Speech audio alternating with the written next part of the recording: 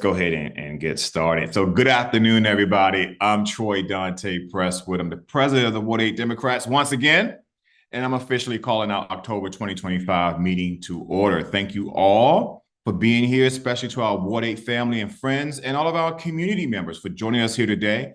I know there are several events going on right now across the city, right here in our ward. So I promise I won't keep you long, but long enough to share some updates and reflections that matter to all of us here in Ward 8. Before I dive in, though, let me say Happy Hispanic Heritage Month as we're wrapping up that month.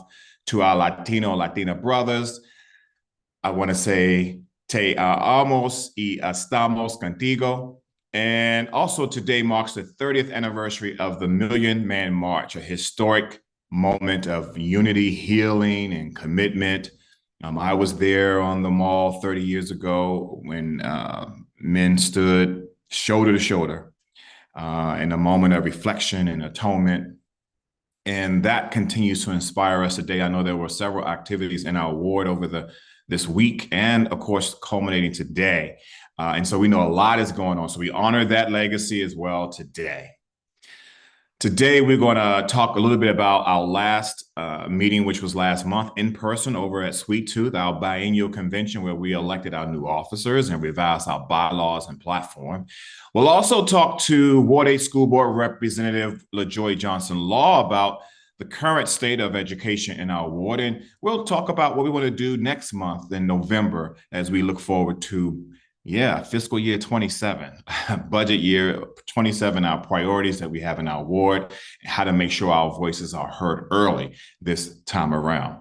And then finally, we'll talk about some upcoming candidate engagement opportunities as we prepare for high stakes elections next year. So you made it, you're here. Click like and click share and help us spread the word. Invite your neighbors to join us here live on YouTube, on Zoom, or they can watch us later on YouTube if they like. They can also follow us at the Ward 8 Dems on Facebook, X, and Instagram, and also use the hashtag Ward 8 Dems and Ward 8 Votes, especially as we get back into election season, Ward 8 Votes, as we want you to join in on the conversation there.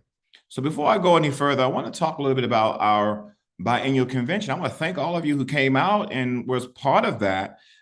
We had a small but mighty crew there over at Sweet Tooth and Anacostia. If you haven't been there, please check them out. They're a wonderful addition. And ever since the Starbucks closed, which, I must tell you, I felt a little certain way about that. And I know that Tion is on the call and he can tell you how we all were fighting to bring Starbucks to the ward, really the first one east of the river, a standalone location. And so I felt a little way about them closing. Of course, they closed many locations across the country, several even in the district. But with that location being shuttered, just like maybe, 600 feet away from that old Starbucks location is Sweet Tooth. And you can go there and get coffee, same types of coffees and food, even expanded food items than what Starbucks offers. So let's invest in the people who are investing in us. Let's go and support Sweet Tooth. Let's go and support other businesses that are in and around our ward. Let's make sure we keep them afloat, especially now more than ever. So we were over at Sweet Tooth and want to thank all of you who came out and supported us there. And as we did a couple of things, we elected our new executive committee. We also updated our bylaws and we adopted some platform changes that really help us to reflect today's challenges as we move forward. And so what you'll see is an intentionality around how our agenda, how our meetings will be structured around those things that come out of our platform. So again, next month, we really want to start talking about the budget and what that looks like. We want to get started on that early. And so that we can keep hammering away to make sure that we get the things that we need. So I do want to say that on behalf of our new team, I want to thank you for our trust or for your trust in us. We have a lot of work to do. As I sort of alluded to earlier, we have some major races coming up. We have mayor. We don't know how that's going to shake out yet. Drop something in the chat if you know how that's going to shake out. We got council chair. We have at-large council members. That's also a growing field of individuals who I know and like. We have the race for delegate. That is really, I mean, people talk about the mayoral one, but the delegate one is one that's really, really going to be quite interesting to watch. Drop a note. Let us know what you're thinking about that. And also the race for U.S. representative. And we also have DC Democratic State Committee votes as well. So that's all ahead in 2026. So your continued involvement will be critical, as these candidates must earn our trust and they must earn your vote. Okay. All right. So I'm going to stop there because upcoming is our special guest, LaJoy Johnson-Law, who is our Ward 8 representative on the DC State Board of Education. But before we get to her, I want to actually bring up our treasurer, Daryl Ross, who will walk us through our current balance and activity on our financial report. Hey, Daryl. Good afternoon, Ward 8. I want to go through the treasurer's report for September 2025. We opened the month with a balance of $19,132.28. We had revenue for the month of $20. We had expenses for the month of $2,368.45. So our excess of expenses over revenue for the month was $2,348.45. And that gave us a balance at the end of September of $16,783.83. At this time, if anyone has any questions about what they see, you can raise your hand and Troy will recognize you, or you can put a question in the chat.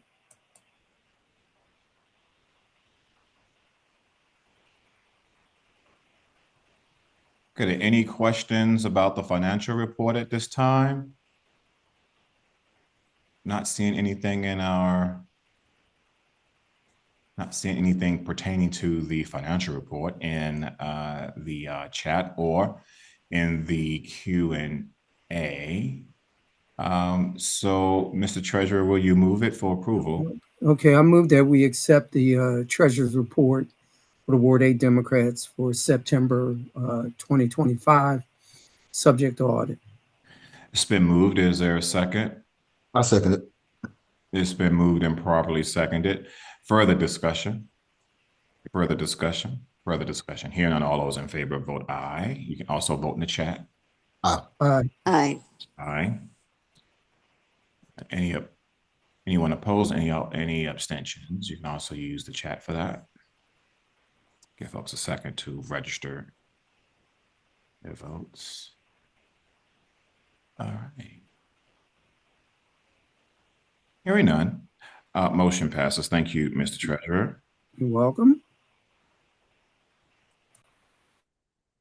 And I would be remiss if I did not tell you that, as you see from our treasurer's report, we're very transparent with how we collect dollars here at the Ward 8 Democrats and how we spend those dollars. And so 99% of all of those dollars, really 100%. I'll just nothing is ever really 100%, but I like to say 99.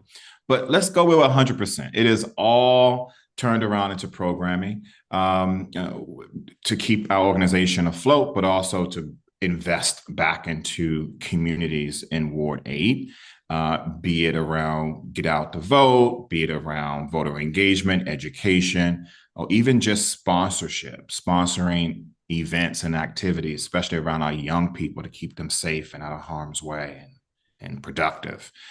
So we invest those funds back into our ward. So if you're looking for an opportunity to invest in an organization that invests in our ward, we invite you to donate to us. You can go on our website at ward8dems.com and you can click on donate, or you can pull out your smart device and scan the QR code there on your screen, and it will take you straight to our Act Blue. If you're already an Act Blue member, let me tell you something that goes through so quickly. And you can donate $5, $8, 10, 15, 20, 25, 50, 500, whatever works best for your budget. And I want to just say a special thanks to all of our sustaining donors. We have several of those who donate on a regular basis, and they are, they help to keep our organization afloat. And I want to thank them especially. And I, of course, want to invite all of you to become either a one-time donor or a sustaining donor if you haven't done so yet. Again, we reinvest those funds right here in our ward. And like I started off at the top saying, we have some work to do around getting our voters prepared for the upcoming busy election season. And I didn't mention that it's likely going to be a ranked choice election season. And that means that's a brand new way of voting in the District of Columbia. And we have to prepare Ward 8 for that. So again, your treasurer, your treasury, your dollars, your cents, it really does help to make a difference. So scan a QR code or go to our website, ward8dems.com, click on donate, and you can become a donor today. I realized I forgot to mention a couple of things earlier. Well, I want to go back to our biennial convention, actually. I didn't forget to mention. I just wanted to go back to it. These are some of the scenes from it. Actually, behind me, you can see one of the images there. That's kind of all of us there, a good number of us there posing there. And so these are some of the other scenes. If you haven't already seen it in our newsletter, or if you haven't watched it on Facebook or Instagram, these are some of the scenes from there. We had pretty much everybody there, folks who wanted to come out and be a part of the event. We always have a good time. We have a spirited time. I have to tell you, it was definitely a lively debate around some of the changes to largely around our platform, but even our bylaws too. But we do this every 2 years because we want to make sure our organization stays up to date and stays ready, and as they say, rough and ready for what we need to do, and stay agile, of course, for what we need to do going forward. So these are, again, some of those scenes there. And once again, just a shout out to Sweet Tooth. If you're looking for a place to check out, they're right here in Anacostia, right here in Ward 8. Go and do that, especially with the Starbucks being closed. And they could use some foot traffic down that way because they're a little bit more kind of extended away from really where all of the activity is happening down in Marion Barry and Martin Luther King. So check them out, okay? And then lastly, I have to tell you that if you are looking for a way to engage with us, the Ward 8 Democrats, we're here for you. We have so many ways that you can serve and to utilize your talents. So we have programming, we have issues and legislative affairs, we have our seniors engagement committee, we have membership, we have public relations, fundraising. We know that, again, fundraising is going to be so important. So if you have some skills in that area, let's talk about that. We have the youth engagement. We also have our special precincts captains and other special events and canvassers and just general organizers and volunteers who just want to come and help us be successful. So we invite all of you to come and join us if any of these areas speak to you. And you can send us your resume, or you can send us a bio to that email address on your screen, info@ward8dems.com. Screenshot it so you have it. You say, okay, Troy was saying something. Let me go back and see what he's talking about. And then make sure I have the email address to send it to him. Send it to us. That's the email address right there. Send us your resume or bio to info@ward8dems.com. This is the perfect time to get engaged with us because we are a brand new executive committee.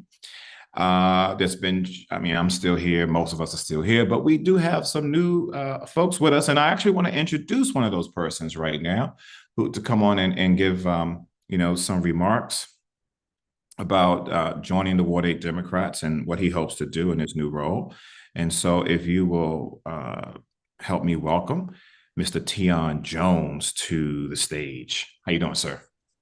I am doing well. Good afternoon, Ward 8. And thank you, Troy, for that brief introduction. For those of you who don't know me, My name is Tion Jones, and I was recently elected to serve on the Ward 8 Democrats board as the recording secretary. I've worked with many of the folks on the board in previous roles in my stint in here in Ward 8, and at my time as at the Department of Transportation. So I look forward to bringing as much energy, work ethics, and anything that I can do to help ensure the Ward 8 Dems continue to be as successful as they've been over the last few years that I've been a part of the community. So I look forward to meeting you all, hopefully in person very soon. But until then, I will be here on the Zoom. If you have any questions, feel free to reach out via the chat. Thank you. Well, thank you. And like you said, those of us in leadership, we work with you in many different capacities. Certainly one is your role at DDOT, but then also as a former ANC commissioner from ANC 8A, work with you there. Our treasurer, of course, man who knows how to count the money. But then also, Tion, give people a sense of like where you are, where do you live in the community, and what do you really hope to do going forward into the next year and beyond? Absolutely. So as you mentioned, in my previous role, Advisory Neighborhood Commission, I served AO6. I was up Talbot Street, one of those unfortunate owners that went through housing instability. But recently, as of March of this year, I've repurchased. I am directly adjacent to the Anacostia Metro on Howard Road. So I'm happy to be back in the community after 3 years of temporary housing. And again, I look forward to not only working with the Ward 8 Dems, but also just the community to continue and building Anacostia and the nearby neighborhoods. You spoke a bit about the Starbucks recently closing, and yeah, that was not the best thing to hear. But I'm happy to have over the last few years and during my time as a commission to support development in Anacostia that allow for other small local businesses to come, like Sweet Tooth, who have some really good food. You should all check them out. But also places like Grounded and the Capital One Cafe that all serve coffee. That again, as you said, that they come to invest in our community. And so I'm super excited to hopefully continue working with the commission, working with the community, and working with this organization to continue building up Ward 8 and to ensure that our voices are heard, especially as you mentioned with the very important elections coming up over the next year and a half. We need to be sure that we're prepared to go in, asking folks the questions that are most important to us, but also making sure that those folks understand that similar to other boards in the city, that we have a voice and we deserve to be heard. So I'm looking forward to continue the efforts that I've been doing here for the last 10 years. And I'm happy to be a part of this team, which I know does really good work. Excellent. Thank you so much, sir. We appreciate that. Happy to have you on board with us. And we look forward to what we will all do together in service to Ward 8.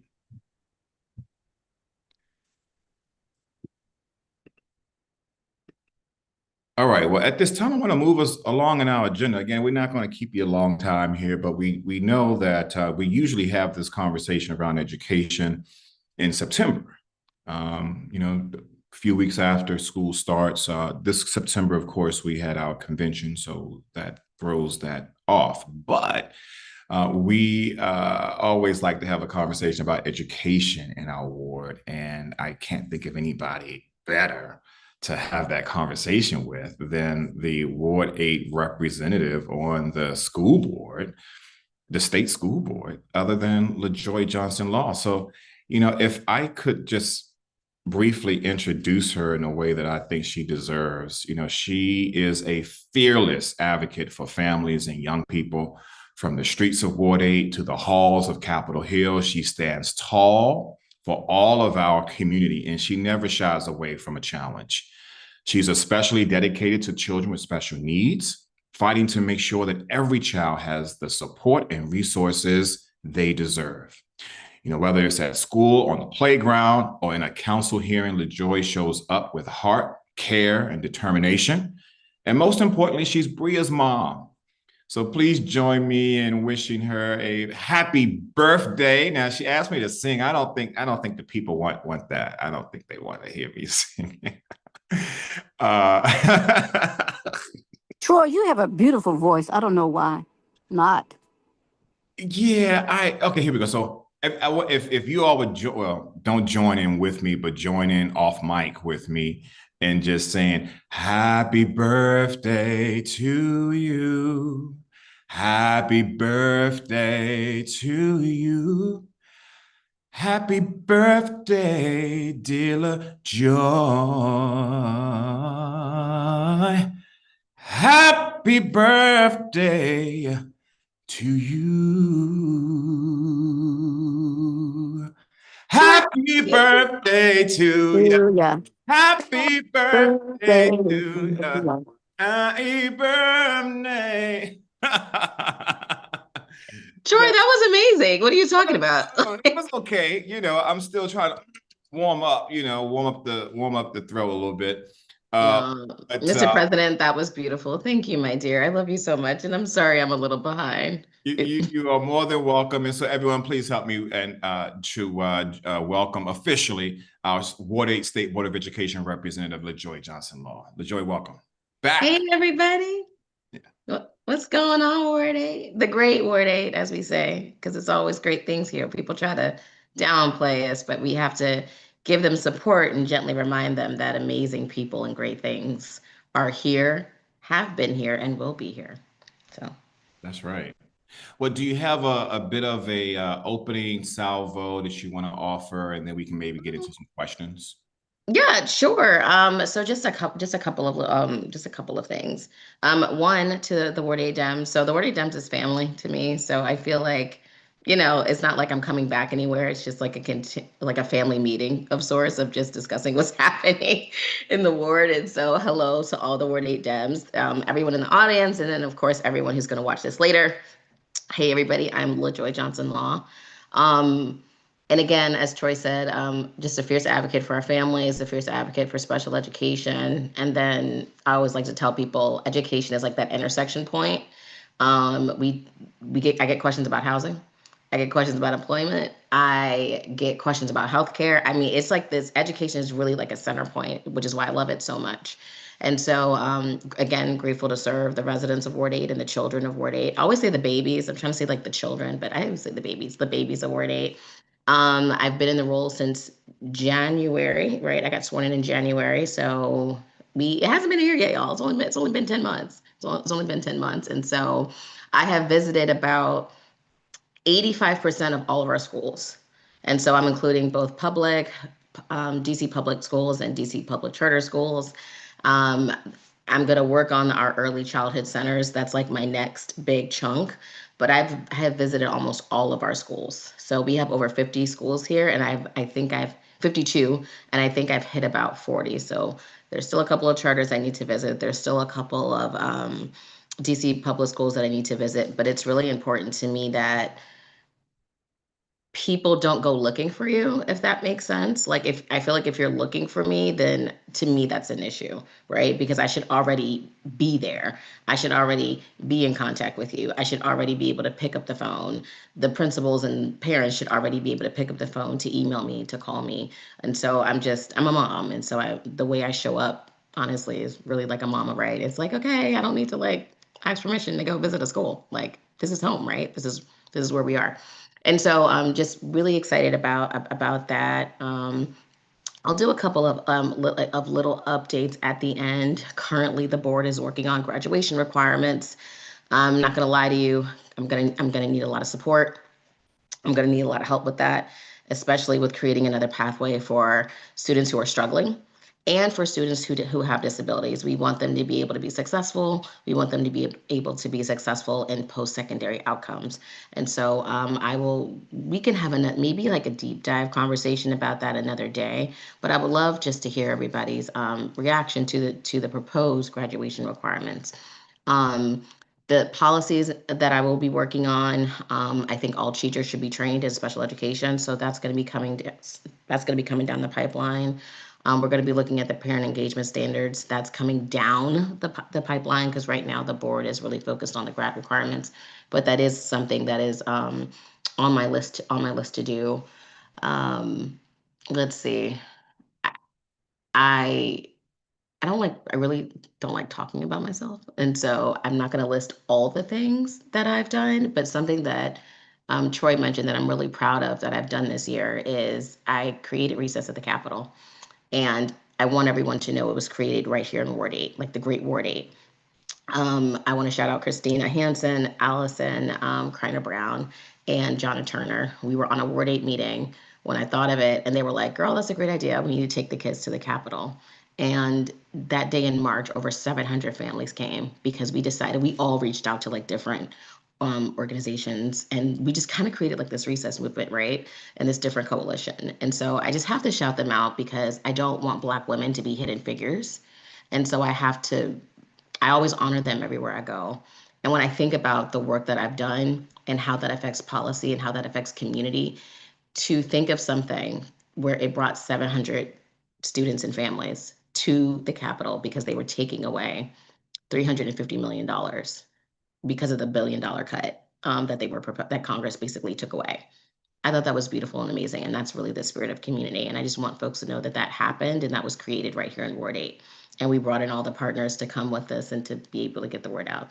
And I think Troy was up there too. Troy, you were up there, weren't you? I feel like you were.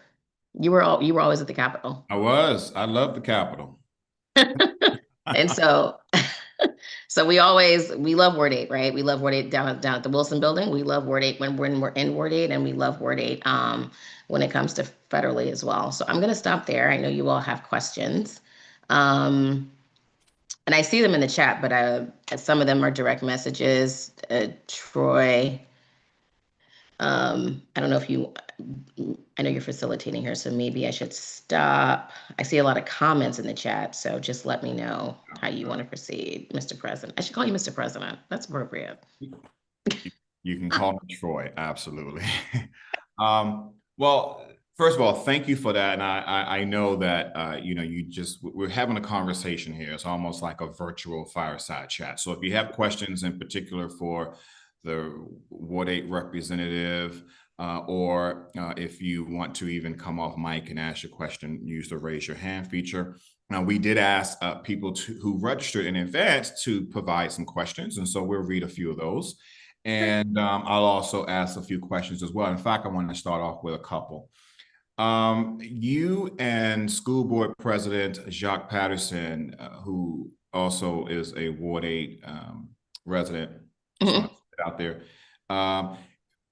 back during the heat of what was happening with the crime emergency declared by the president, in the heat of all of that, you and the school board president and others were calling for the deployment of real ID for our young people. And you were saying that because you did not want our young people to get caught up in these ICE raids unnecessarily. And so I'm curious, where does that stand?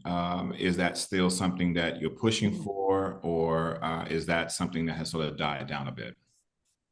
So it's a two-parter. I'm gonna answer it from there's something that's happening on council, and then I'll answer it because there's also something happening on the executive. But the short answer is yes, we are still pushing. And for folks who don't know, families came to us and they were like, hey, we're really concerned. Like, we know they're doing the ICE raids, but they're also targeting our Black and brown young people, especially our young boys. And so we all know that our ninth graders are so tall, big, and strong, they could be mistaken for a young adult, like for a young college student. But they're not a young college student. They're a 14-year-old young boy, right? And so parents were just saying, we don't want them to be just like have like mistaken identity. We don't want people treating them like they're older. We don't want them profiled, basically. And so we came up with this. So Dr. Patterson and I came up with the idea, like, okay, we can help our students get a real ID. This is something that I helped, and I'm not going to name their names out of privacy, But I helped some students over the summer from Anacostia High School actually get their real ID and work with the DMV to get their ID. And I was like, okay, this is probably another issue. Again, education, it enters another intersection, right? It intersects with so many different things. Young people are eligible to get their real IDs at 15.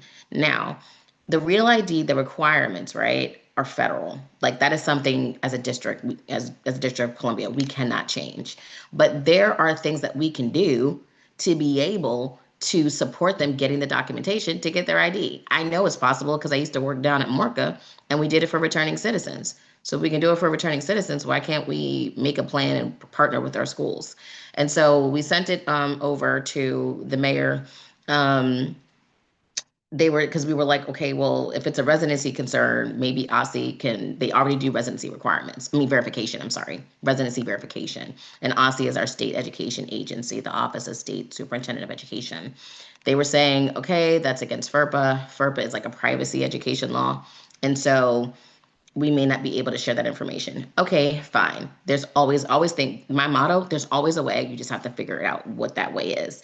And so I was like, well, what about a real ID plan? Like what about real ID DMV days at the schools?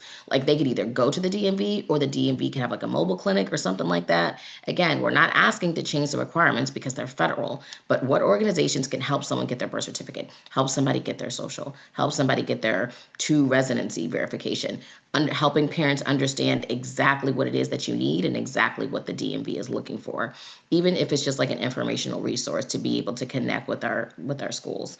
So Dr. Patterson and I are in the middle of sending an updated Real ID plan to the executive, so that's in motion.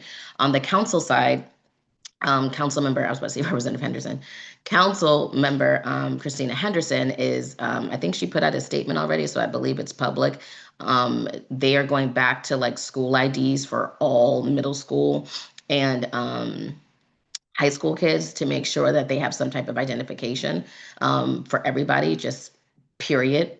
There used to be the DC-1 card, but the DC-1 card is no longer available. So you could use that to go into like schools, libraries, any DOES, any DC government building. So they don't have the DC-1 card anymore. And so when I brought this concern to council, because again, we brought it to the executive and to council. When we brought it to council, she was thinking, well, why don't all the kids have a school ID anyway? Some of them do, some of them don't. And so she, I believe, is introducing legislation soon, and I can fact check this, but I believe she put out a statement about it. So that's just the update with that. Was that helpful? It was. I just wanted to make sure that because it was, it was an issue. Obviously, it made the news that this was something that our school board reps were pushing for, and so I mean, the issue of ICE is still happening. And our It kids, is. yeah, It is definitely still happening. And Troy, I can also share a resource with you that Dr. Patterson and I made. So many of you know Bria goes to school. I'm not going to say the school, but Bria goes to school uptown because of her special needs. Um, and so her school, unfortunately, was had a horrific incident that happened last Thursday that involved ICE. So the school's in Ward 4. So I called the Ward 4 rep, the school board rep, Dr. Colson. I called Dr. Patterson because he's at large. And I called the DME and different things like, hey, what are we doing? So about a month ago in September, the board was asking, we sent a letter to the OAG, the Office of Attorney General, saying, hey, like, um, can we get like an update, or is there like a training that we can give families? Like, what is something that we can give to families? Dr. Colson made the great idea, like, well, why don't we just do this ourselves? And I agree. If it's a website, if it's a one pager, a something, just a resource to be able to help families who may be who may be impacted by ICE, because I need everyone to understand our Ward 8 children have two things happening at the same time. Many of them are attending Ward 8 schools, but we have to be mindful. A lot of our Ward 8 kids are attending schools outside of the ward. So they may be in Ward 1, they may be in Ward 4 or Ward 5 or Ward 6 or Ward 7. Like they're moving, they're mobile, they're traveling across. I call it God's good green countryside, y'all, because that's what it feels like sometimes. But they shouldn't have to do that. But that's a whole different conversation for a different day about resources and support. But anyway, But because they're traveling across the city, anything can happen. And something did happen. And it happened at my child's school where two young people were forced in a car and were I wouldn't say almost abducted by ICE.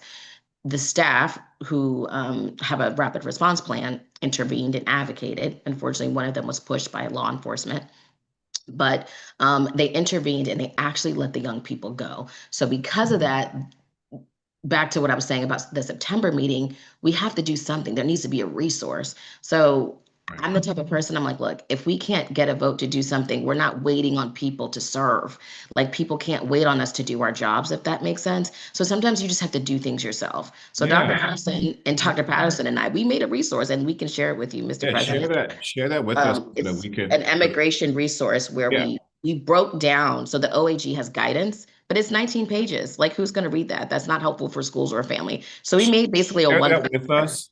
Share that with us, and that way we can make sure we share it out publicly, even if it's the whole document. But if it's just the, as I like to call it, executive summary, we can share that part of it as well. We got a lot of questions. I want to see if we can get to as many of them as possible. The next question, Representative, is about Boone. This is from the headlines. Obviously, recently, the principal there was removed due to allegations of corporal punishment.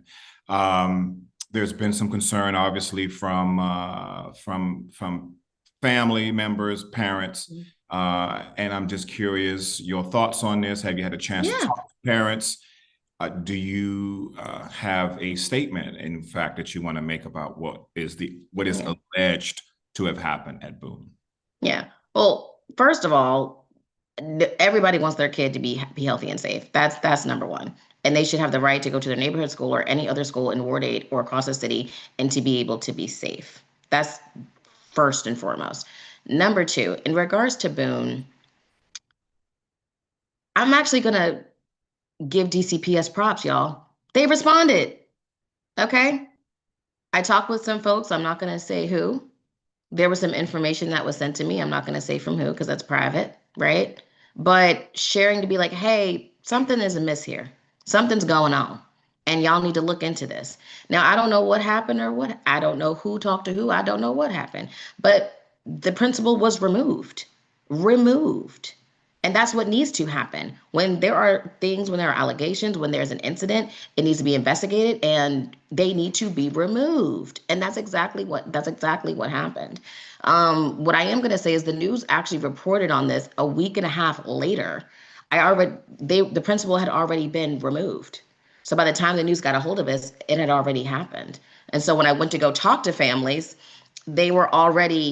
everybody was already in the middle of it. We call it like restorative and mental health and resources and support. DCPS was already doing that. So if I even really need to give a statement, it's unfortunate that anybody had to go through any of those situations at all because there were several allegations, unfortunately, right? That's number one. But number two, we need the system to work when things happen. Like if something is going on, we need folks to be able to investigate. And I believe that's what happened. Now, do I have information on that? I don't. Does the school board have direct authority over DCPS? We don't. Are we everyone's basically biggest advocate? Yes, we are. And that's what we're going to do. And that's what we did behind the scenes. Everything that we do sometimes can't be in front of the scenes, y'all. And that's just real because there are privacy matters, children especially, that are involved where Ms. LaJoy may not be able to tell you something. Ms. LaJoy, Dr. Patterson may not be able to tell you something because it is sensitive and it is private. And if a family has shared something with us, or if a teacher or a community member has shared something with us in private, we have to respect their privacy. But what we can do is advocate behind the scenes. So sometimes when you see me, y'all know I'm here. But even when you don't see me, that don't mean I'm not working. That doesn't mean we're not advocating. So we were advocating behind the scenes. And again, DCPS removed the principal as they should. Let it go under investigation. And I'm just, again, to the Boone community, I'm just sorry that y'all are having to go through this. I know there's a lot going on at Boone with just other things in the news at DCPS, but it bothers me personally, and I'm gonna get off this so we can get to the next question. But what bothers me is we want our babies to go to Ward 8 schools. We want our babies to go to their neighborhood school. And if it's not your neighborhood school, at least to be able to keep the babies in the ward. So that way they don't have to have so much travel and burden of transportation and travel time, right? But like if we're out here spreading a narrative that may not necessarily, that's halfway true, that's still a lie, y'all. Or that's not true at all. That's still a lie. And so we have to report things in an accurate way. And DCPS actually did what they were supposed to do here. And that's what we want. That's great to hear on that. No, thank you for adding that context. Daryl has a question. Daryl, your hand. Daryl. Hello, how are you? Hi, how are you? All right. I had just a few things, and I'll just shoot them out and see what you can do about them. There was at one point in time, I guess, with the UDC community college that's in the old Congress Heights School. And what they had is they had an agreement for the mechanic program at Ballou. Ballou has the bays, and UDC Community College was going to do working with them to do the training piece. The agreement went into DCPS headquarters a few years back. And was it before COVID or after COVID? It probably was after COVID. Okay. And the agreement, it never came out. Nothing ever came of it. And the dean of the school was asking for assistance from the Ward 8 Democrats or anybody else that could help get this agreement going or dislodged from where it was. Is it possible for you to look into that? Because that would be something beneficial for the students at Ballou. Absolutely. I'll absolutely look into it. Absolutely. Okay. I'll reach out to Dr. Lee Monday. So can you give me till the end of next week? Is that fair? Okay. The second thing is, do you ever look at greatschools.org? Greatschools.org. Tell me more. Website, greatschools.org. Tell me more. Okay. It's a website that ranks all of the schools. It's nationwide, but it's also DC, and it ranks all of the schools. And it's good to look at because it even breaks down graduation rates and programs and various things like that. When you look at it, the high performing Ward 8 schools just happen to be on the high school level is that, Friendship right there and on MLK, and then Thurgood Marshall. So we're just further down MLK. Right. Daryl, I need to push you along here. What is exactly your question? Okay. So I'm hoping that LaJoy, you look into greatschools.org. Ballou and Anacostia, while Friendship and Thurgood Marshall rank about an 8, like Jackson Reed and School Without Walls. Ballou and Anacostia, Ballou perennially rates a 2, and Anacostia perennially rates a 4. If it's possible for you to get together with the chancellor to come up with a Marshall Plan to get those schools moved from where they are perennially at a 2 and a 4 to maybe a 5 or a 6 instead of being stuck where they have been perennially. So that involves a lot of things, and they're currently working on it. So I want everyone to understand that proficiency, there's a lot that goes into academic proficiency. It's not just about what we're teaching. How are you teaching it? Parental involvement, the amount of money you're getting, the supports that you're getting, the community support that you're getting, the resources you're getting, making sure that children have the resources at home, solving for poverty. So a lot of these things go into academic proficiency. And honestly, it's not just a DCPS problem. I'm going to call on all of Ward 8. It's a everybody problem. Because when one school fails, that means we're all failing. If 2 school fails, that means we all are failing. So that means we have to do better as a collective to be able to help the schools. Not, and it's not just, and I'm looking at Troy, it's not just, I remember Troy, you all did a lot of work with Anacostia when you were on the commission over in 8A. Like 8A is always like at Anacostia and helping. Care Anacostia is always at Anacostia. I am always at Anacostia. But it's a collective. It's not just specific organizations. It's a collective. We have to be able to help our families. We have to be able to help them with parent engagement. We have them to be able to help them get them connected to resources. And so it's a myriad of different issues that are within DCPS and outside of DCPS. So are they currently working on it? Yes. Because guess what? They want enrollment. They want people to come. They want people to go to their neighborhood school. The other thing, safety. A lot of kids also aren't going because of the different neighborhood beefs. That's another community thing. You see what I'm saying? So are they currently working on it? Yes. Am I currently working on it with all of them? Yes. Do we have to do more? Yes. And so if I don't know if the Ward 8 Dems wants to adopt a school, but maybe this is a chance, Mr. President, maybe this is a chance for the Ward 8 Dems maybe to adopt a school and to see how, and including myself, how we all can lean in more to Ballou, lean in more to Anacostia. I certainly appreciate the question from Daryl on that and the response from the representative.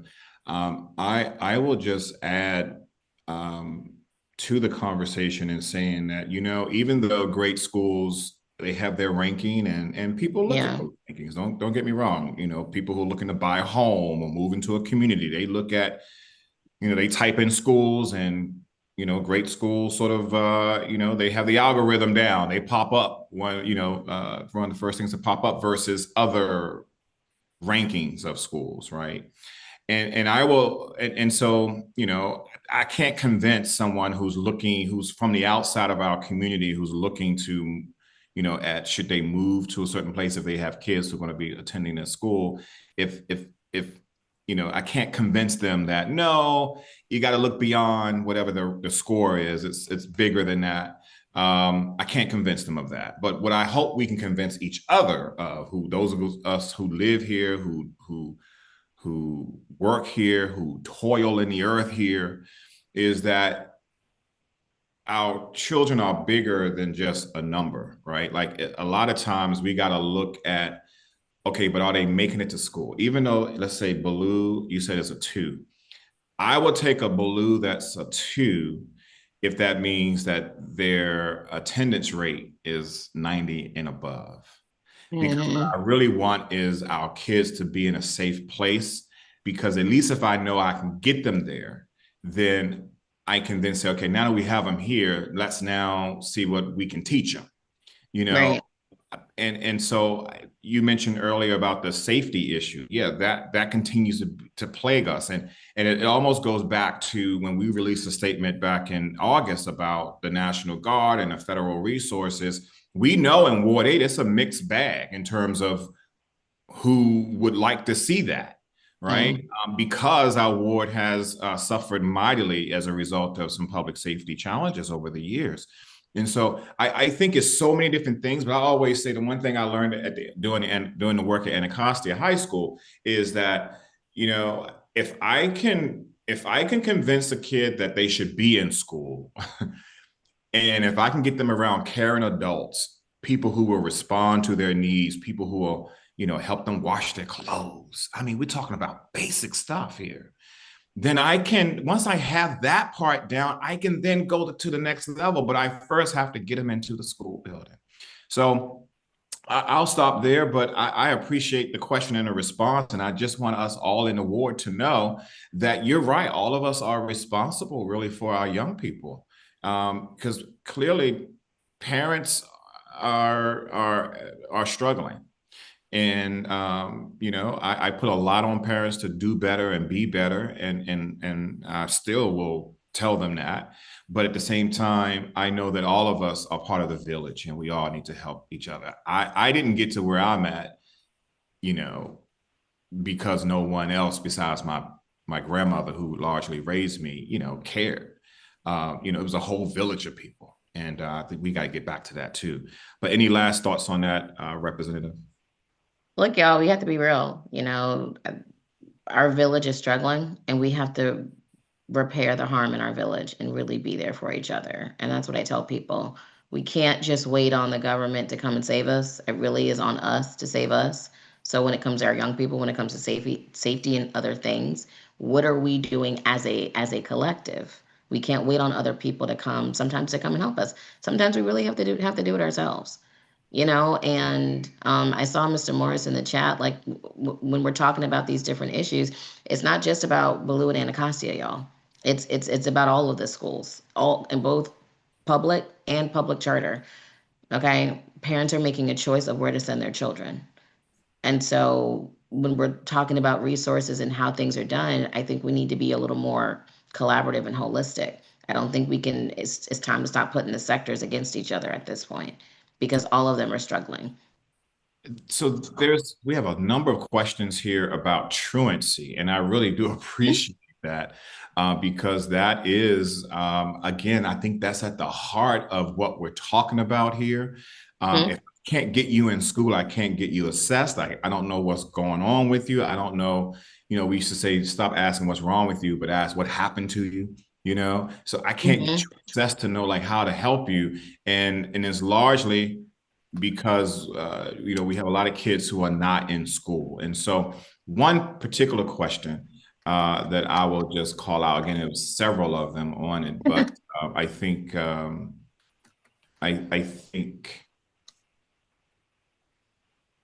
I think that's what it is. It's like, how do we address address truancy and the dropout rate? Do you have any thoughts on it? Any policy prescriptions on it?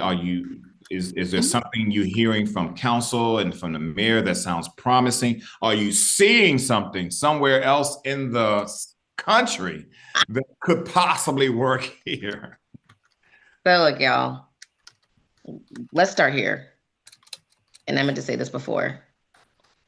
Accountability is love. Love is accountability. They are one and the same.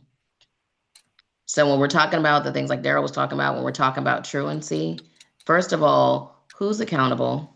How do we hold them accountable? And how do we solve for it?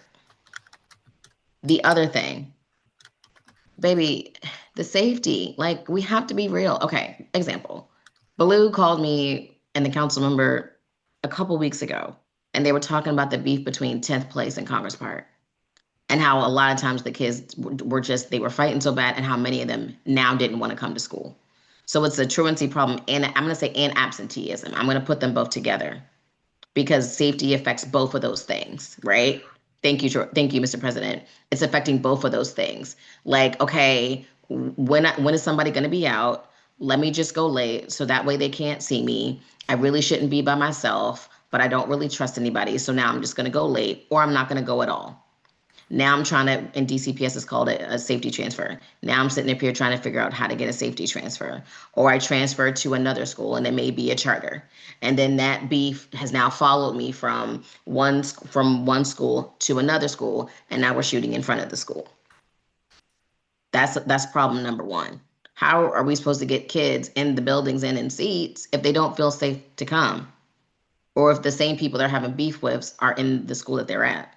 Which is another reason why people are traveling out of Ward 8, because they're trying to get away from certain neighborhood beefs. Resources and funding, that's a different conversation for a different day. Another issue that I have to bring up, kids that have special education needs, baby, just because it's excused, they still consider that in the truancy and the absenteeism rate. People got therapy appointments, people got doctor's appointments. There are things that are happening where people have to do. Okay, that's number two. Number three, y'all, they're traveling across God's good green countryside. And if you are a parent who has multiple children, like I just have a Bria, and we're traveling all the way up to Ward 4, right? And that's thankfully by car. But let's say I didn't have a car, but I'm trying to get her the resources and the programming that she needs because of her special needs. And now it's like she's sick, and I'm going through it and I can't get her there. Or let's say I'm a parent who has 4 children. This is a real example. Some of them aren't getting there because of the Aussie bus now, which is getting better, thankfully. But that was a problem for a little good while, right? Then it's, well, one kid's maybe going to Ward 1 and another kid maybe is going to Ward 7. So now I got two kids going to different places because I want them to have the appropriate programming. Earlier this year, the council had a hearing on this, and basically the chairman had said something that I thought was a little concerning. He was like, it was kind of like blaming parents for making a choice. And I'm like, well, I don't think that's appropriate because if you've created the system and this is the system that their children were born into, and you basically have told them that you can go through the lottery to be able to get a place for your child, then that's what they're going to do. So don't sit up here and blame them because they're using the system that is already in place. And we don't want to talk about the transportation and going just they're going across the city. That's relating to all this stuff. And again, in addition to safety, we have to solve this. We have to solve the safety problem. We have to solve the resource problem. We have to solve the parent engagement problem. Because this is on this, like Troy said, it's on parents, it's on schools, it's on community, it's on electeds. And guess what? One person can't do it. Everybody has to work together to be able to solve it. So we can write a policy. Council already did that. The state board already did that. But if we're not implementing it in real time, are you seeing something from council now that that seems promising? I mean, I saw I had a hearing about it. Like Zach had something in committee. I think that's the frustration you're sensing from people and from families and from those, with and without children, is that is if we can. I remember seeing some kid. I was like, "Don't y'all supposed to be in school?" I would go up to a kid and be like, why aren't you in school? You know what I mean? I'm not scared. I've never been scared. And I know a lot of people are scared, but I think I love how you led. Accountability is love. And so I just want us to have a plan, and let's try to get that plan working. If it's not working, then let's go to the next plan. But we need to have something in place. And if council really isn't doing anything to really help with that issue, then we need to call them out on it. And let's figure out the next thing, because I think that's the biggest issue here is around truancy. And yes, you're right, just absenteeism. Has anybody ever gone? They want to be held accountable for this. I think they were going to be held accountable, even potentially jail time, to sort of put the onus on the parent, which I do believe the parent is responsible for their kid and getting, them to and from school, or getting the resources for them to get to school. It's a yes and, Troy, right? It's like, because that might be a double-edged sword. I want you to respond. I have a bit of a tough love approach to these things, but I do believe it's their responsibility. And I also understand why people say, well, why are we putting parents in jail? What's going to happen to the kid? I get that too.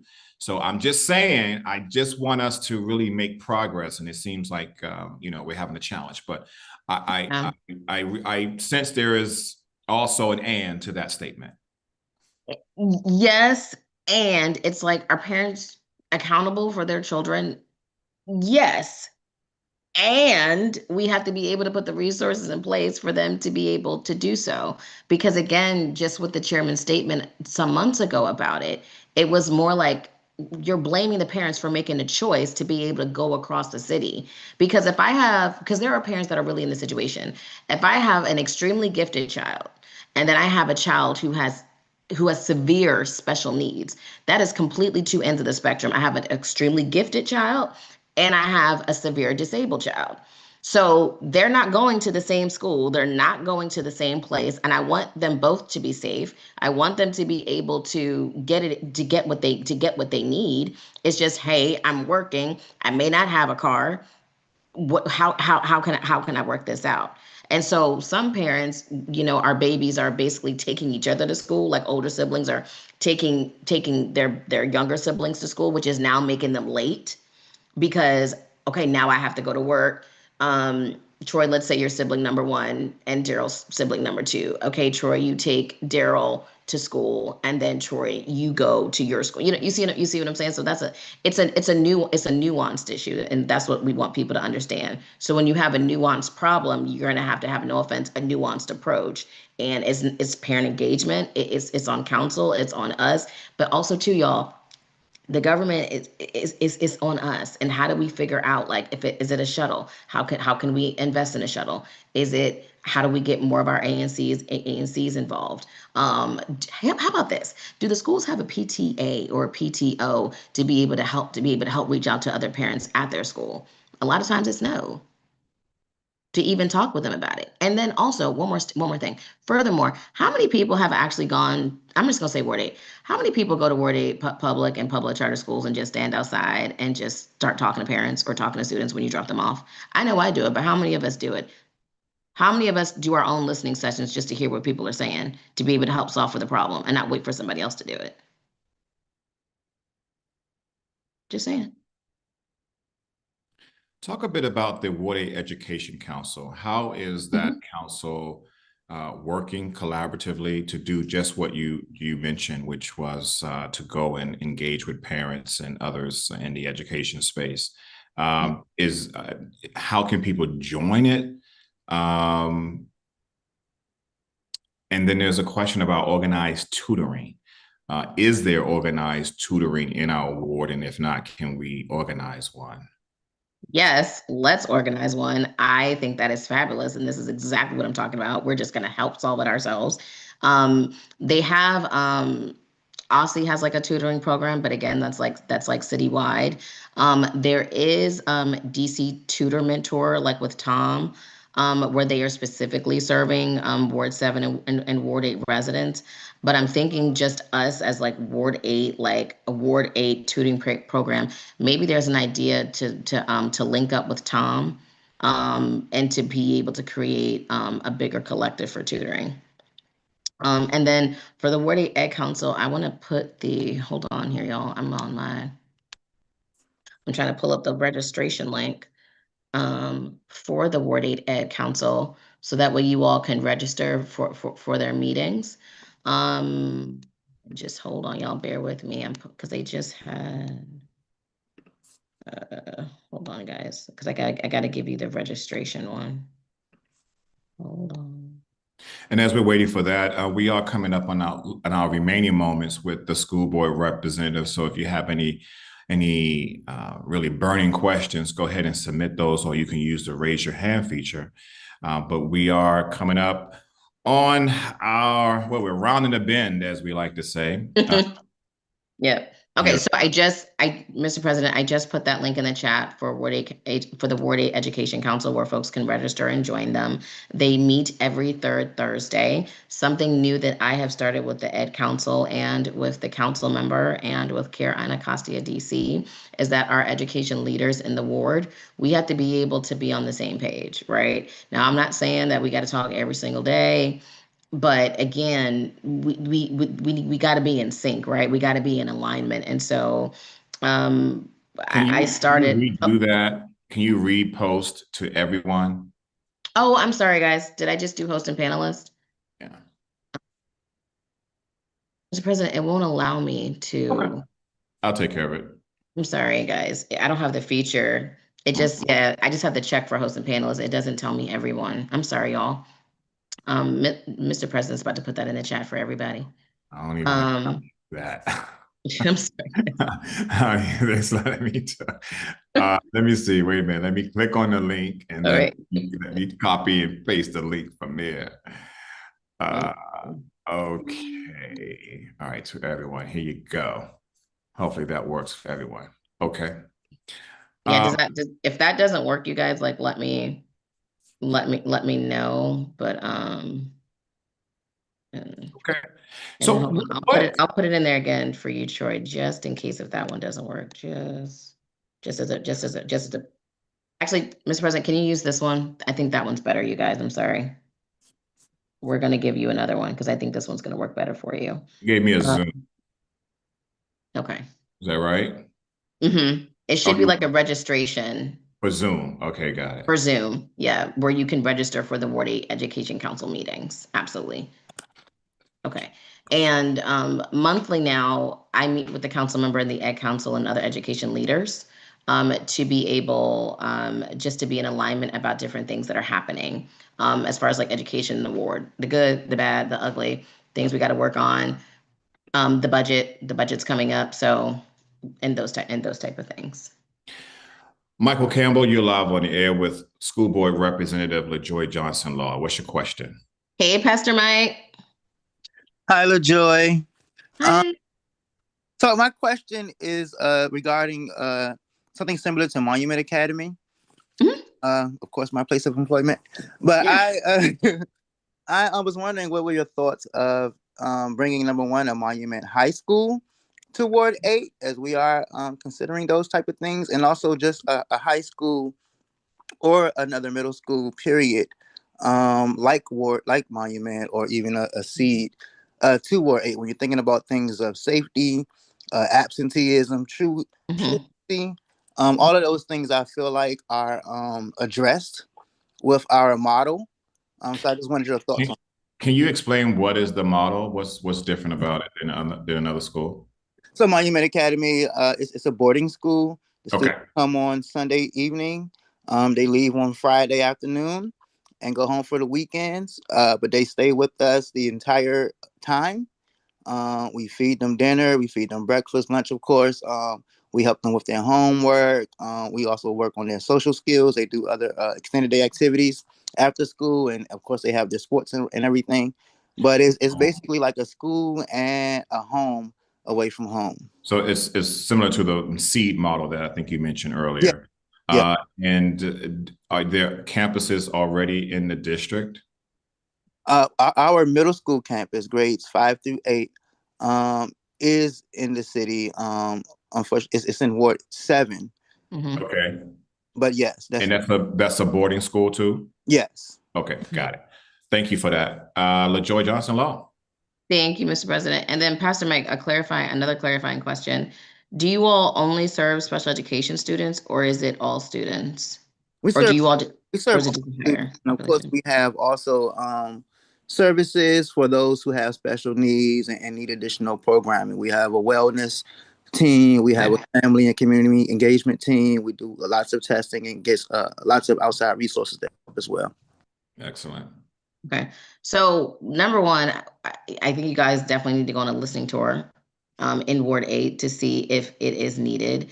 I do understand why they have the model, because I know, I don't know what her name is, but as she was talking about truancy, right? She was talking about like housing instability and mental health support and how those things go into play. And it sounds like that's why, if you don't mind answering this for me, is that one of the reasons why they created Monument in the first place, to be able to address those issues? Because I know homelessness is another big issue.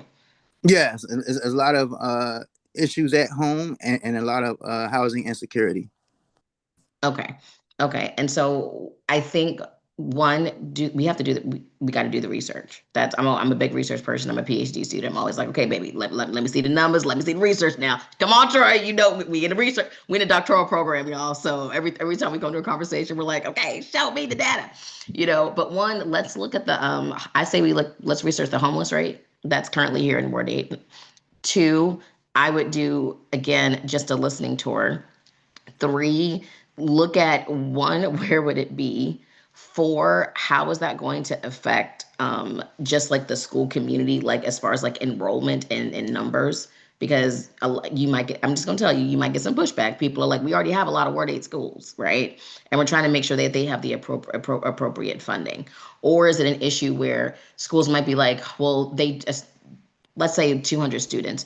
Well, 200 students really do need the support, and actually we do need a little bit more help. So I would encourage you all to really get the data points and really talk with folks in the ward to see if this gap needs to be filled.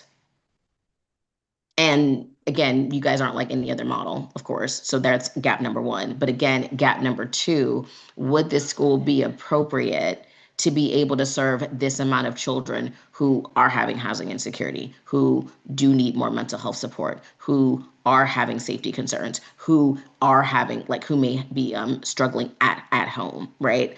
But I know the PCSB, the public, because yeah, Monuments Charter, the Public Charter School Board, I know has gotten a little bit stricter on the application process. So again, I would really encourage you all, is this a gap that needs to be filled? Is it a gap that again is needed, because they're going to ask you that? And then 3, how would it affect the other school environments with enrollment and everything? Because I'm not going to lie to you, it's a point of contention in the ward, because people are saying we have so many schools, and it's not just DCPS, y'all, it's our charters, right? And the Public Charter School Board actually said that out loud when they closed Eagle Academy. There are so many other schools that are under enrolled in this one area, right? And how is that going to affect everybody else? So I just would implore you all to do the research. Now, if part of the question is, Ms. LaJoy, are you like, would you be open to talking to us about it? Absolutely. Everybody. Absolutely. Excellent. There's a question from Jill Perry. This question came in earlier as well, so Jill asked it in the. Hi, Jill. Which is about. I'm sorry, actually, it's not. Oh, it is Jill. Okay, so the question is about the availability of aftercare in 7 and 8, and that they keep getting different answers. Is there one place they can go to get that answer? No. Or follow up with Jill afterwards.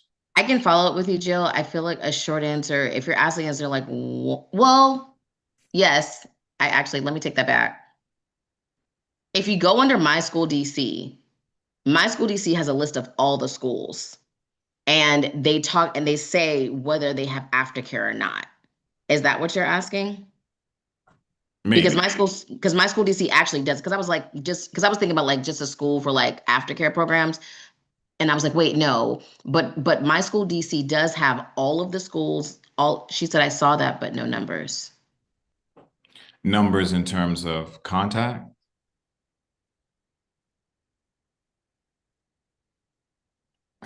We're like, okay, got it. Oh, okay. In the program, all right. Okay. So Okay. So then I don't believe so, because the out of school time programming, I mean, there's that website for like Learn24, there's that. But as far as like just dedicated aftercare, how many kids are in each program in each school, I don't believe so. My School DC just lists, okay, do they have aftercare or not? And then for out of school time programming, there's Learn24. Okay. If you're able to share that resource, we're happy to post it either on our website or put it on our socials or put it in our next newsletter for those who might be looking for that information.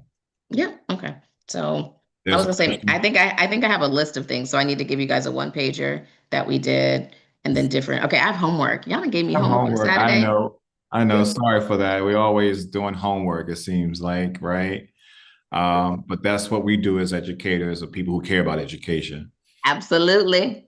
Jacqueline Strickland, your mic is live. You're on the air with our school board rep. What's your question? Hey, Miss Jackie. Hello, Miss Law. How are you? Hi, Miss Jackie. How are you? I miss you so much. I miss you too. It was wonderful to hear you bring up the early childhood sector. I think that's one sector that's truly forgotten when we speak about education. Long gone are the days of the early intervention programs. DC has moved to the inclusion setting. But where I think we failed is that we haven't prepared the early childhood centers to receive the children who have the special needs.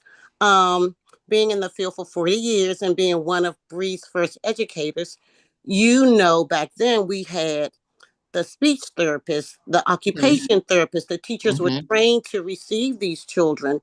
So now I want to know, what can we do? Because these children are coming into regular child care centers where teachers do not have the capacity to work with them.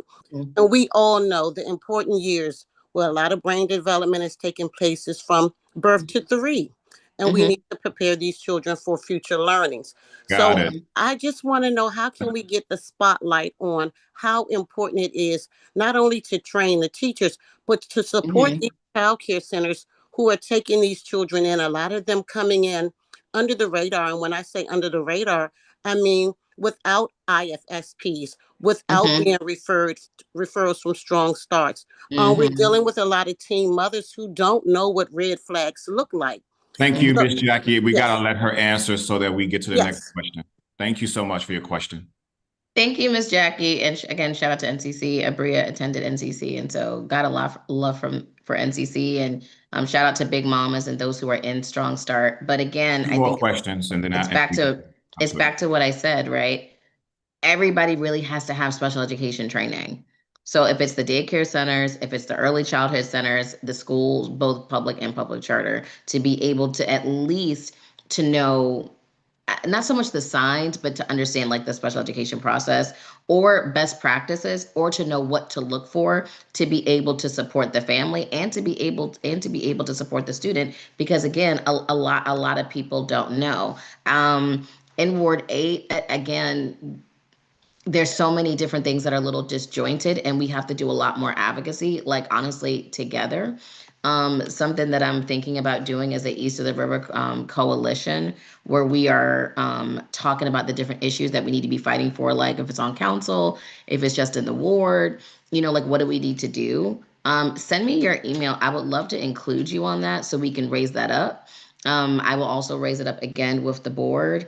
I am working on a resolution that's talking about special education training. And so maybe there could be a piece in there about early childhood and again, the daycare centers, because at this point it's just vital and it's needed and it's a must at this point, because unfortunately a lot of people don't know. And then when they come to find out, they're overwhelmed by the process. Not you. What are you eating on? I want that. Is it a panini? Because it looks good, Troy. I want some. Just breakfast. All right. And so that sort of brings us to a conclusion here. And I think the last question is a really good one, which is what are the concrete ways that Ward 8 residents and organizations can partner with you on behalf of the schools? I certainly took your note earlier that maybe the Ward 8 Democrats could adopt a school. And so that's something that you raised, and the board will listen to that and understand if that's something that we're able to do and when we can do it. I should say though, we tend to want to work with all of our schools, especially those schools, high schools, in terms of preparing them for registration purposes. We do that anyway. We work alongside the DC Board of Elections and others, the League of Women Voters, to help register our young people. So that's something we do in that regard. But if that could show up in a different way, we'll look at that. So, but again, the question really is on the floor about ways that we can help and organizations that can partner with you and with our schools. Yeah. So hold on, guys. I'm writing down because I thought I could just copy and paste, but my computer won't let me be great. So Miss Jackie, I am writing down your email. You're at Educare. Miss Jackie, real quick, just tell me, do you still have the same number? Because I can call you too. All right, I got you. And then I will actually come to Educare. I'm working on getting through DC public schools and charters. I will be coming to the early childhood centers because I know you did some advocacy on the pay equity fund and some other things. So yes, I'm coming. Two, how to partner with me, baby, I'm everywhere, y'all. Okay, and don't judge me, y'all. I don't have a staff, but I am everywhere because I love our schools. And again, one thing that I'm currently still working on is the East of the River Coalition, or we could all just do the work with the Ed Council. Sometimes we don't need to duplicate efforts. I think if we all, honestly, I want to see more of us at the Ed Council, because one, they need our support. Two, I don't want to duplicate efforts, but just to continue to build on what's already going on. And so and maybe I can give homework to the president here. If anybody wants to partner and be like, Ms. LaJoy, can we just meet with you on a monthly basis? We can do that. I'm just going to bring you into the East of the River Coalition, and you just come on in the room. Okay. So if you're interested, is it possible for you all to share your email with the Ward 8 Dem so that way they can just send me a list? Mr. President, would that be possible? Or is that too much? I know. See, look, y'all. See, let me explain something to y'all real quick. A lot of the times, I know people think we have like this big grandiose staff. I don't. we really do this work because we love it. And a lot of times we may be doing it by ourselves. So we're excited that y'all are here. We're So if happy we to take a little share. longer. If there's someone in particular whose email address that you need to tap into, we're happy to share that with you. Thank you. Yeah, I mean, you're a government official, so we're fine with that. And let me put my email in the chat too. Though, if you have something that you want to share to our list of everyone, then you always have an opportunity to do that too. But yes, go ahead and let's provide your the way that people can contact you, as well as socials or however you like people to connect. Yeah. You guys, I'm putting my government email in the chat, and I know you may not be able to see it, but I'm just going to ask that somebody from the panel can just copy and paste it in there. Form today should be placed quarterly on the way Dem schedule.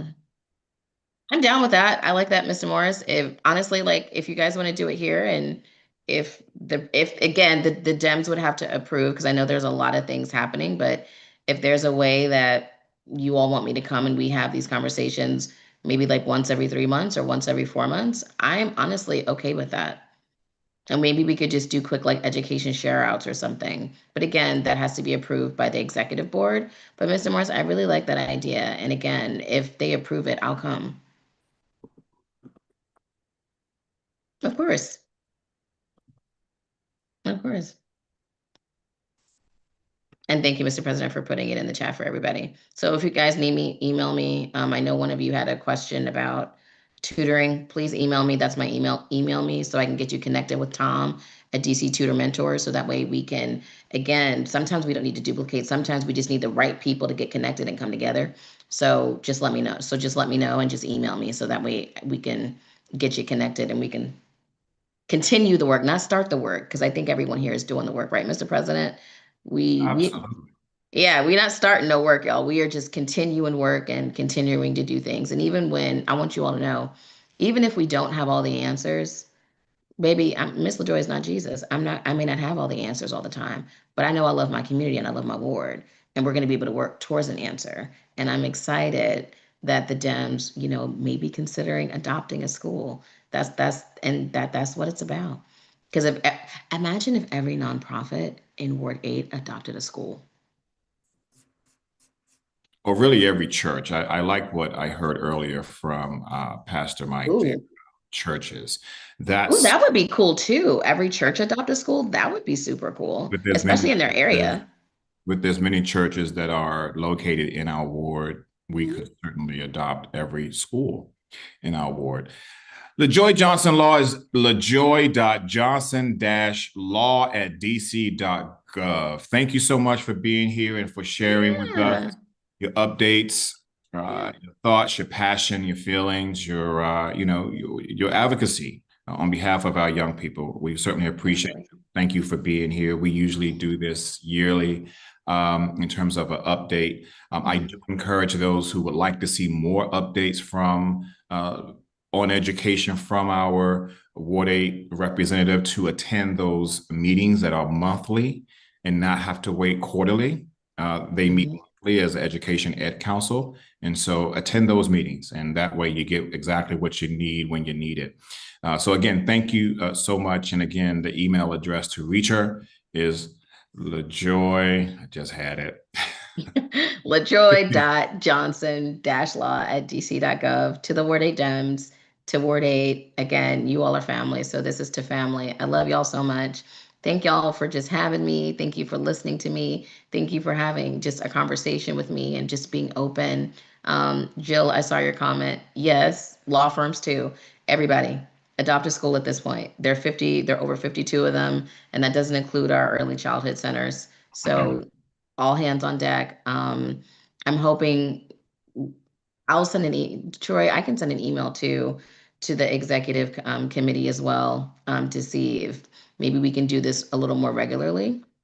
And then again, if you need me, please email me. I love you guys. I'm gonna go back to my mom. I'm at my mama's house, y'all. I'm gonna go back to my mama in Bria and continue the birthday weekend.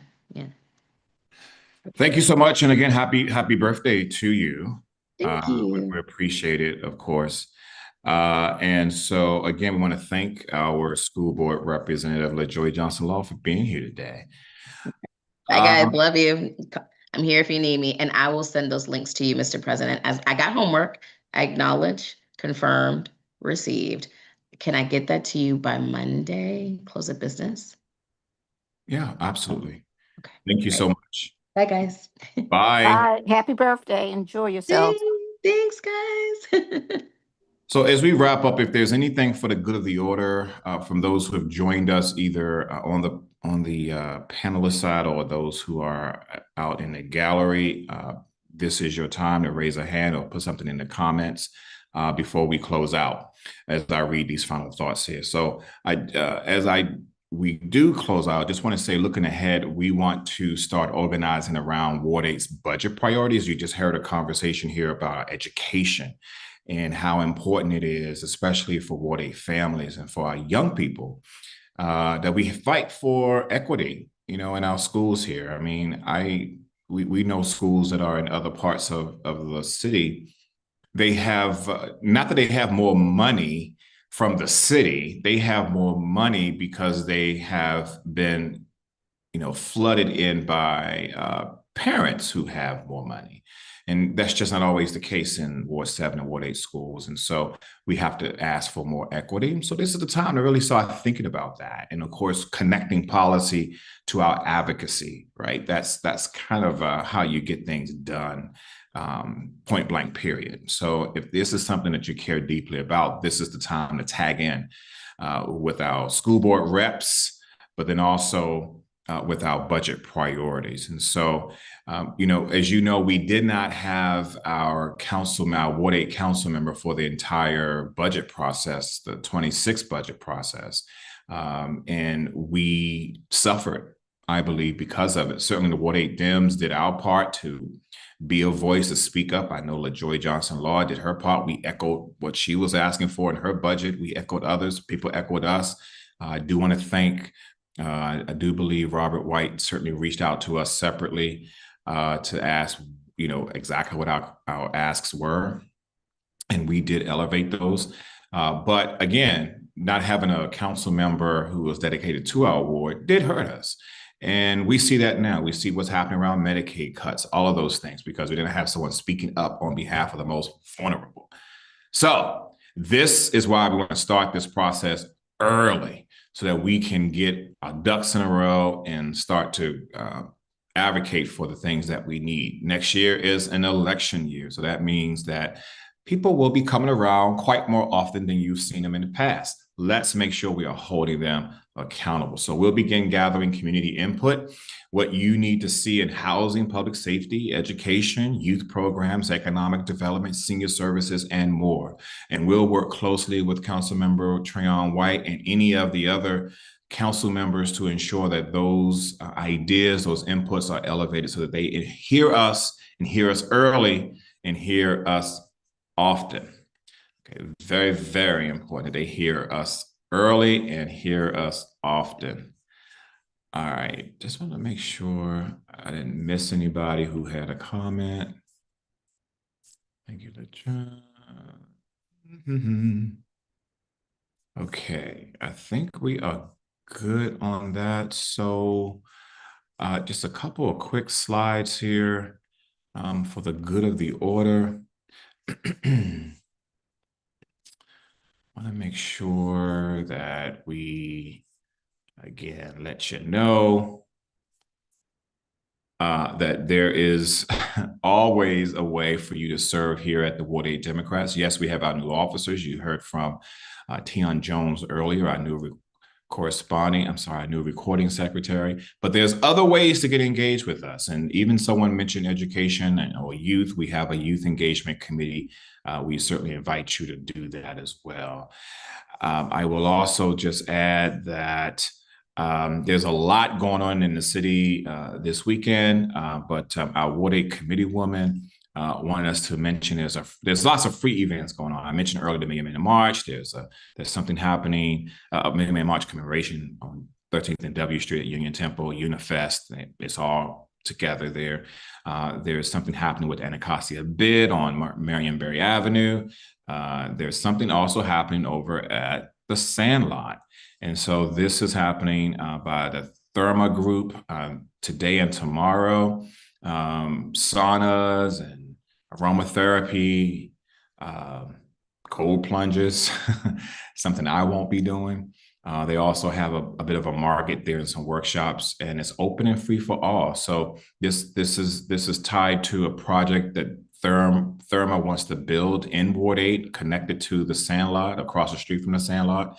And so go over and check them out, ask plenty of questions, make sure you understand what they're trying to do. Will they bring jobs to Ward 8? Will they bring jobs to the city? Will there be displacement? Ask those questions. They want to answer those questions, so make sure you ask them. So go over there and check them out. That's today and tomorrow. And then also, just in case you haven't had enough of me, I will be on The Take on Wednesday, October 22nd at 2:00. It's live on Fox 5. If you still have those rabbit ears, or you have cable, or if you have YouTube TV like me, tune in. It's going to be a good time. You can also watch it online at fox5dc.com, or they have an app called the Fox 5 Local app. You can watch it there too. And so check me out. It's always a good time. I've been a contributor over at Fox 5 for a few years now. And so this is one of their newest shows, and I get to go on and talk a little bit. So that's what we got here. Make sure that if you haven't already, please become a donor or a sustaining donor. Again, one-time donor, $5, $8, $10, or $50, whatever works best for your budget. And again, you can become a sustaining donor. Maybe it's $8 every month, $88 every month. We had a sustaining donor that did that every month for over 2 years. And we appreciated that. And again, all of those dollars are invested right back here in Ward 8. And so with that said, I want to just thank you all again for coming and being a part of our conversation today. We want to thank LaJoy Johnson-Law for joining us and answering our questions, and for, again, the homework that she'll be doing and reporting back on. If you missed anything, the full replay will be available on our YouTube channel shortly after this meeting. And remember, we plan to be back in person, if not in November, certainly by December, for our Kwanzaa celebration. We are looking for spaces, and we're looking for sponsors for Kwanzaa. So if you have someone who might be able to help us out there, please reach out to us and let us know. And again, make sure that if you want to join on one of our committees or chair one of our committees, that you reach out to us, send us a resume or a bio to info@ward8dems.com. So until next time, thank you for showing up and staying involved. This is definitely our time for us to be engaged. And so I want you to stay tuned, stay loud, stay ready, and we look forward to seeing you next month. Until next time, go in peace. God bless. We are adjourned.